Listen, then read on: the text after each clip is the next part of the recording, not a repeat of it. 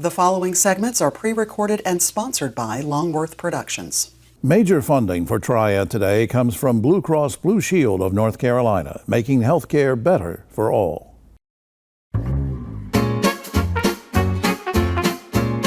Dealing with headaches on Triad Today.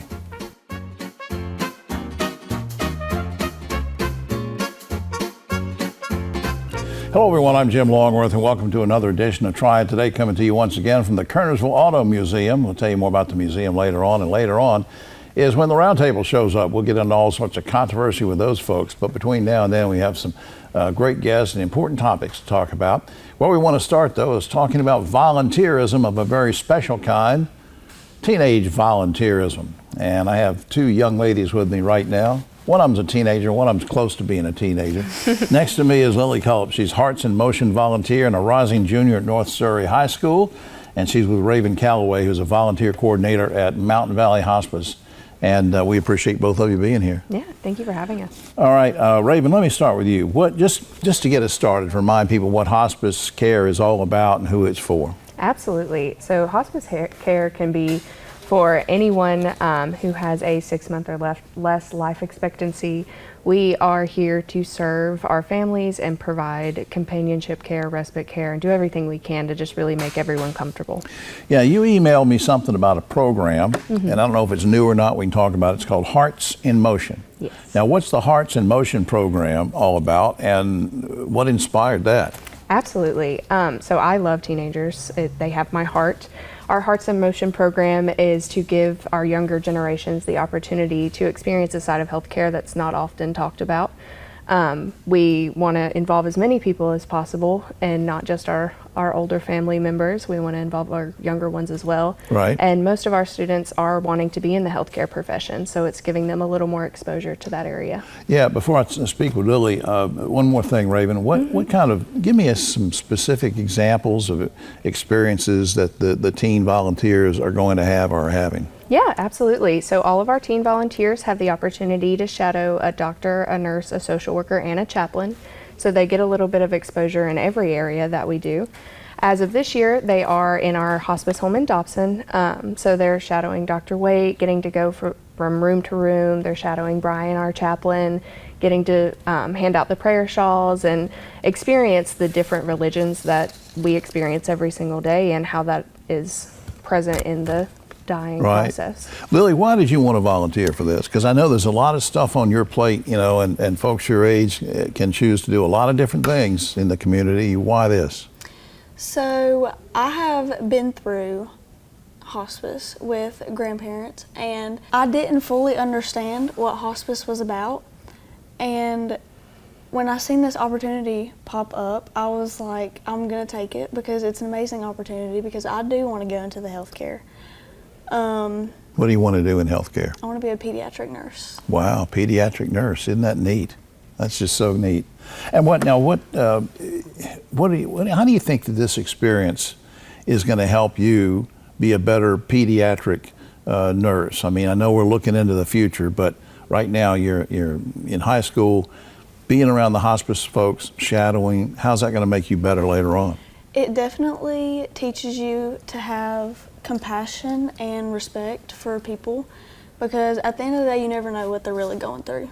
I mean, hospice isn't easy, especially for the family members. Yeah, I've been there. Yeah. Been there. So this awareness is going to help with awareness. I mean, yeah. People of all ages, and you know, Raven shaking her head yes. And now, how can, very quickly before we run out of time, Raven, how can young people apply for this? Absolutely. So they can apply on our website. Underneath the volunteer tab, they apply just like a regular volunteer, but on the application there's a little section where you can notify that, hey, I want to be a teen volunteer, and so we restart every May, so that would be their opportunity. All right, well good, that'll lead us into this. On screen is mountainvalleyhospice.org. Now it's MTN, stands for Mountain, mtnvalleyhospice.org. Please check that out, not just about volunteerism, but ways you can donate, ways you can help this great nonprofit agency. It does so much for so many people. Raven, I appreciate what you're doing to work with the kids. Lily, I'm proud of you. Thanks for everything. Thank you. Thank you for having us. We'll be right back after this. I am so Why frustrated. can no one help me? Waiting This is into a nightmare. work. I think it's Healthcare is broken. At Blue Cross and Blue Shield of North Carolina, we get it. Really? Really. It's why we're making healthcare better for all. Starting with you. Yes, you, Daryl. We're making plans easier to navigate by putting your benefits, prescriptions, and details all in one place. Convinced? No. But it's a start. We'll take it. Blue Cross North Carolina. Making healthcare better for all. Starting with you. My mother passed away on a Monday night. My dad and I were with her. What would have been a dreadful experience at home was a blessing at the Wilkes Hospice Home in Dobson. Mama was safe and comfortable. So were we. We were even able to bring our dog Gracie for a visit. From their in-home care to their hospice homes to helping us after she was gone. The people at Mountain Valley Hospice made us better people and became family.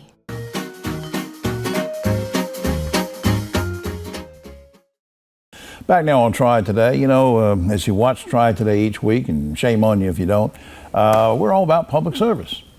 So it makes sense that we talk with a gentleman who specializes in training folks for public services positions. We do that with our good buddy Chris Verdick. He's Director of Public Services Training at Alamance Community College. Good to see you, my friend. Good to see you again. Let's remind folks where it applies to Alamance Community College specifically. What is public services training? So we do all the law enforcement training and also the fire services training. So we've got basic law enforcement training classes that go on for people to be certified to become police officers in North Carolina. Right. And we've also got a basic fire academy that we've got going on that helps people that want to become firefighters get that certification also. Well, now help me out on this. We're helping them get certified, but what about somebody, let's say, is already a fireman, somebody who's already a police officer? Can they benefit from anything you're doing? Oh yes, we've got a sundry of in-service classes that we do also, you know, technical rescue training, driver's training for firefighters. We've got all the in-service stuff that police officers would need. From Police Law Institute to interview and interrogation, all list of classes that we offer. So at guys and Alamance. gals who are in law enforcement already or in fire fighting work, then they can brush up on some things by coming in. That's interesting. Yes. What does this program mean at Alamance Community College? What does it mean for the surrounding community to have this that you're offering? I mean, it's pretty important work. I mean, what does it mean? Well, it's very important work, and law enforcement and firefighters, it's become a profession. It's no longer just a job. Right. So in order to keep them professional, they need to keep up on their education. So and training. So we try to teach them the best methods, the best current methods, and those things change over time as the community changes. So we try to teach them the best methods. I think you sent me an email. We don't want to forget to mention that you have a brand new training facility, right? What makes that so special? Well, we've got, we were begging and borrowing locations before because as the community college grows, we're just running out of space. So we've built a new training facility. We moved in November of last year. We've got classroom buildings, we've got a driving pad, we've got a training tower, and an indoor firing range. Wow, that's just fantastic. Now, let's talk about for just a second the partnerships that you have I'm assuming, with local fire and rescue and police departments. How important are those partnerships? How do they help you do what you're doing? Oh, they're very important, and they're instrumental to us doing what we do, right? So we partner with all of our local agencies, firefighters and police agencies, and also we stretch out a little bit because there's people that are always looking for this training. So they come to us also. Right. Let me ask a logistic question here for people that are interested in this, whether they're veterans doing this, have been at doing firefighting work or police work, or whether they just want to get certified. Is there a certain time of year that people can sign up for this? Or can they just call at any time or do an application? Help me out with that. Yeah, so the basic law enforcement training and the basic fire academy, we do registrations. We hold 2 basic law enforcement trainings a year. One starts in July and one starts in January. And then they'll run about 5.5 months each. Right. And then the fire academies, we would do 2 to 3 of those a year depending upon the need. And yeah, they can call us. We can help them walk them through the process. And then for the in-service classes, if they'll go to our website, they're all listed on our website with a description of each class. Yeah, I'm going to give that in just 1 second. We have a few seconds left, though. Let me ask you, what led you to want to do this kind of work? So I was a police officer with Burlington for 30 years. I retired in August of 2018 as the assistant chief. After I retired, this job became available. So I applied for it, and luckily I got it, and now I'm loving life. Real world experience, you students who are maybe thinking about doing this. Man right here knows what he's doing. Up on screen, alamanccc.edu. Again, that's alamanccc.edu. Lots of information, various portals you can navigate on there, including finding more information about the public services training. Chris Verdick, you were a great public servant before now. You are now. Appreciate the work you're doing. Thank you, sir. All right, man. We'll be right back after this.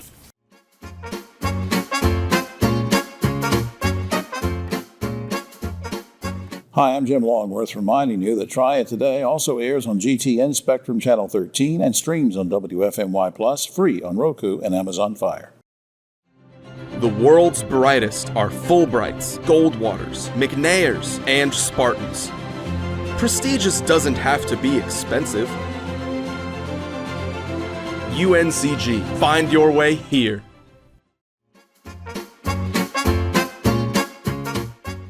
Back now on Triad Today, we have a special first-time visitor to the show. We're so glad to have her, Dr. Antonia, and you like to be called Tony, don't you? I go by Tony, but it's Antonia. Who calls you Antonia?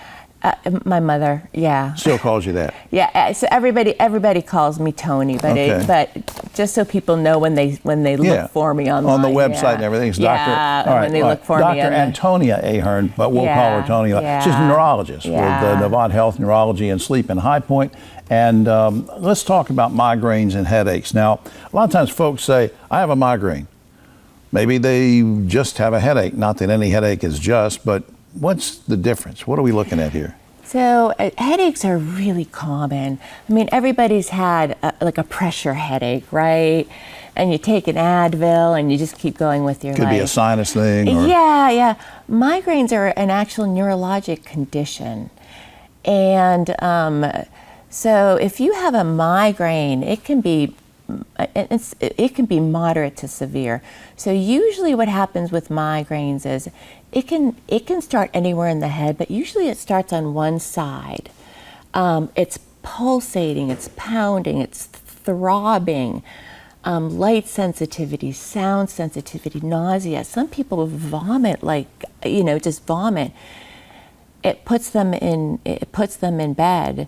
So it disrupts their quality of life with their family, with their work. Well, how long, Tony, how long does this go on? I mean, if that kind of symptom starts, and how do you know when to get to the doctor?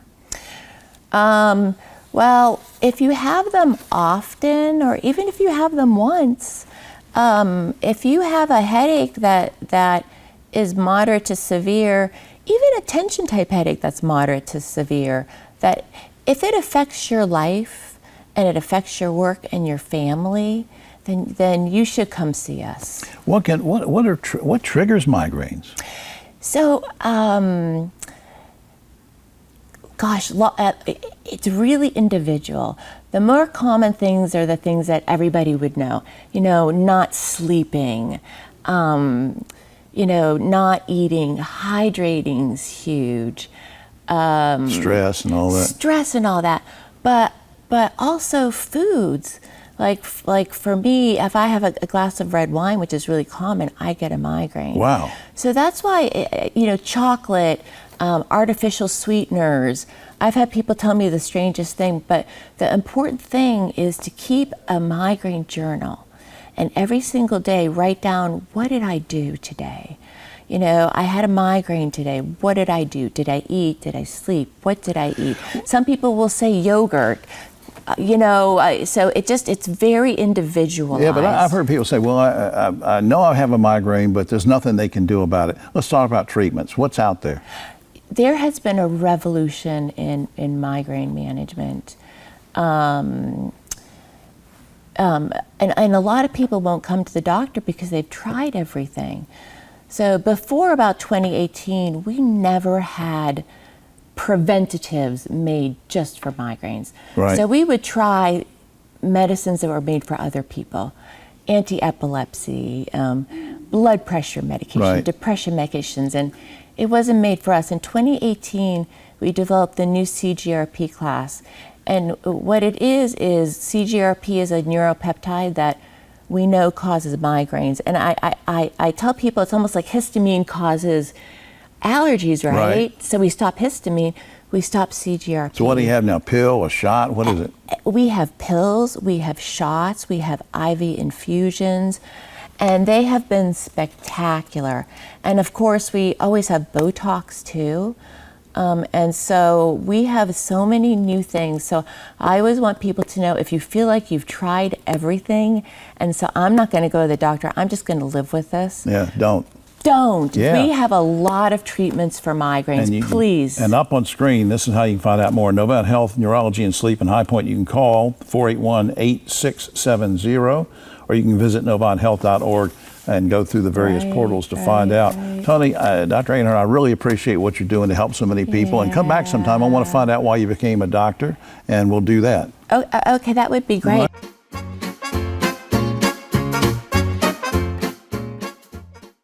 I got free meals. What do you mean? No, seriously, how much did you pay us? I didn't pay anything. I learned how to cook all of these fresh foods that were delivered to my house.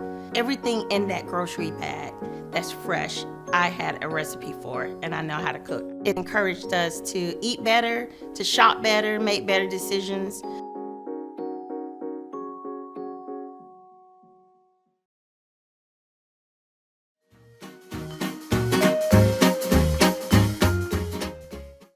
Back now on Triad Today, I'm excited about talking with these two folks for two reasons. One, they're just great people to talk to, and two, because we're going to talk about the Carolina Classic Fair. That's always exciting.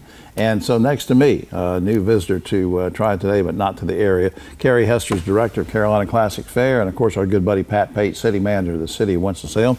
Welcome. Good to see both of you. Good to see you. Thank you for having us. Pat, let me start with you. What impact does a fair have on the city's economy, and how important is it to the community?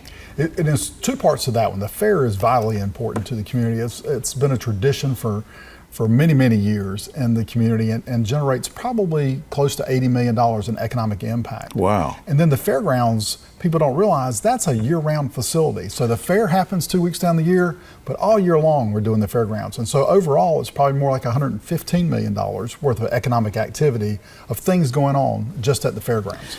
Carrie, of course, you know, in your titles as director, and so people would think, oh, she's new. Well, you're not new to the fair. So tell everybody, you know, what you've been doing with the fair and the history of that. So I actually started with the city of Winston-Salem in 1997 and was promoted up into the fair and fairgrounds in 2006. And I came in to be part of the competitive entry competitions where people enter their largest pumpkins and quilts and that type of thing, and then was promoted in 2019 to assistant fair director, and have been in that role handling concessionaires, food vendors, and that type of aspect of getting all those people there. In other words, you have no experience. No, none, not at all. Now, look, you know, I'm going to piggyback off of something Pat said kind of in terms of year-round stuff.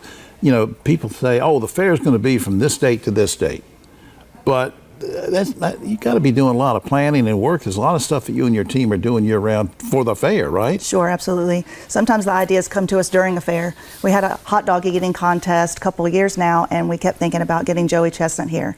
And we've been able to be fortunate enough to have him come and be part of it this year. Right. So we're very excited about that.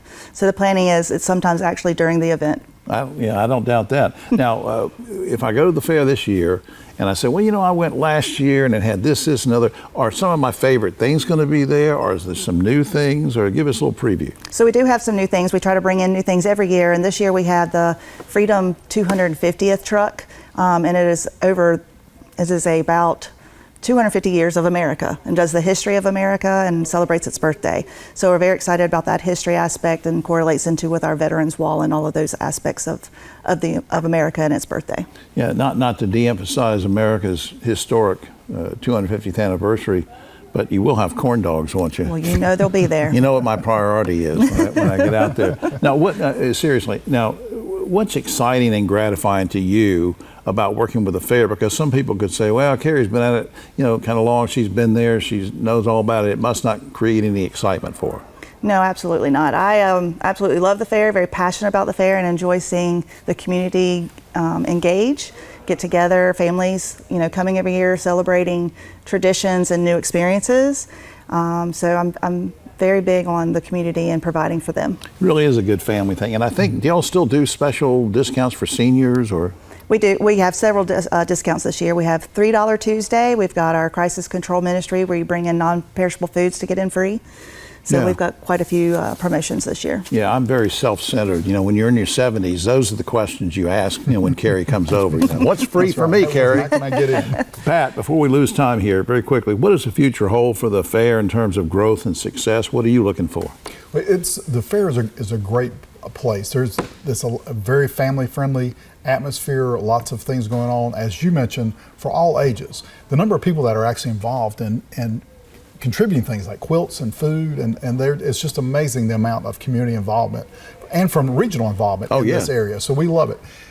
There's things that go on there that people don't realize. There was a film that was produced at the fair just recently. Wow. A whole feature-length film. That's so neat. lots of things going on. Farmers market. It's a great place for us to have a lot of family activities. That's neat. Up on screen, Carolina Classic Fair, October 2nd through the 11th this year. You can go to carolinaclassicfair.com, carolinaclassicfair.com for all the information, see what Carrie's up to. And you can also go to cityofws.org for general information about what's going on in the city. Pat, as always, I thank you for what you do to help so many people behind the scenes. And Carrie, it's great to have you here and keeping things going with the fair. Good to see you. Thank you. Thank you.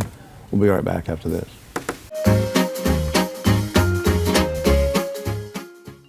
At Sutton Brothers, we're confident we can help you solve your heating, cooling, plumbing, and electrical needs. So confident that we'll fix it or it's free. Our highly trained technicians will diagnose your problem and fix it with either a repair or replacement. And if we can't fix it, you won't pay the trip fee. So the next time you have a problem, call us. We'll make sure you're completely satisfied. Guaranteed. Call Sutton Brothers today and be confident things will be done right. Schedule online at suttonbros.com. Major funding for Triad Today comes from Blue Cross Blue Shield of North Carolina, making health care better for all. The Roundtable is brought to you by Sutton Brothers, locally owned and operated and serving all of your HVAC, plumbing, and electrical needs. Back now on Triad Today, just about time for the Roundtable, but a quick shout out to the good folks here at the Kernersville Auto Museum. Come on out and see these classic cars for free Fridays, Saturdays, and Sundays. Great history in here. Do that. Great history right here. History-making individuals. Ogie Overman, Rosemary Plyman, Keith Granberry on the Roundtable. All right, guys and gals, first topic. State lawmakers are planning to allocate $40 million to keep the Wyndham Golf Championship in Greensboro. You okay with taxpayers footing the bill for a professional golf tournament, Ogie? I got to. We're going to lose the tournament. It's the PGA's fault. They're splitting it into two tiers. As it stands now, we'll be in the lower tier, which means we'll get none of the money, leading money winners. It'll be like it was when we were back at Forest Oaks.